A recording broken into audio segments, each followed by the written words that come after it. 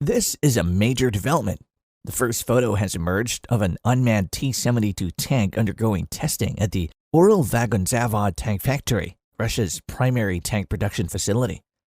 The image appears to have been carefully leaked by a senior official, offering our first look at this upgraded, remote-controlled version of the legendary Soviet-era tank, the most widely used main battle tank in the world. Why is this such a game-changer?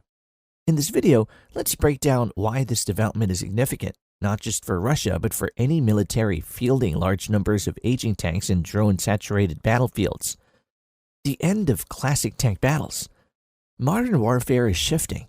Gone are the days of tank versus tank duels, where better armor and elite crews made the difference. We rarely see that anymore, especially in Ukraine. In the early 2000s, we believed that cutting-edge tanks with advanced systems would dominate any battlefield, but that's no longer true. Today, even the most advanced tanks, whether the American Abrams, the German Leopards, or the older T-72, are vulnerable and destroyed to constant drone attacks, kamikaze and FPV drones, even manned portable anti-tank guided missiles. The cold reality: tanks worth millions of dollars are now being destroyed by $500 to $1,000 drones. Russia's strategic shift.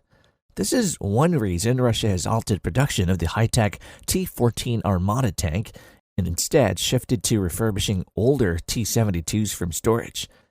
In the current war environment, large quantity and survivability often matter more than having few but high-end tanks. Older tanks still get the job done, and they're cheaper, faster to deploy, and easier to maintain. In Ukraine, tanks aren't used to hunt other tanks. They're mainly deployed to support infantry assaults, clearing bunkers, fortified buildings, and other hard targets. But ironically, the biggest threats to tanks now isn't other tanks, it's drones. To survive, Russian forces have improvised, adding cope cages, equipping tanks with jammers, turning some tanks into turtle tanks with heavy top armor, even limiting 360-degree visibility to focus on forward-facing threats. Once the tank leads the infantry into trenches or buildings, it quickly pulls back to safety, allowing soldiers to clear structures on building at a time. Why unmanned tanks matter now? The unmanned T-72 concept could be a major breakthrough. Instead of risking skilled and irreplaceable tank crews, Russia can field cheap unmanned tanks to storm fortified positions. Unmanned tanks can take greater risks and achieve its goal. Losing unmanned tank isn't as devastating as losing a tank with valuable crew inside. A game changer if Russia could now mass convert their old T-72s from storage and deploy them on the front line in large numbers. It reduces manpower losses and while delivering frontline firepower at scale. So what do we know from the photo? The unmanned T-72 in the leaked image is equipped with a shortened 125mm D414 main gun, an autoloader holding 22 rounds just like the original T-72, a 7.62mm PKTM coaxial machine gun. Alternate configurations may include the RPO-2 thermobaric rocket launchers and the twin 30mm 2A42 automatic cannons.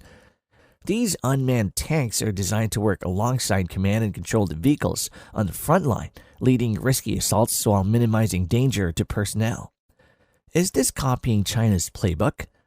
Russia isn't alone in exploring unmanned armor warfare.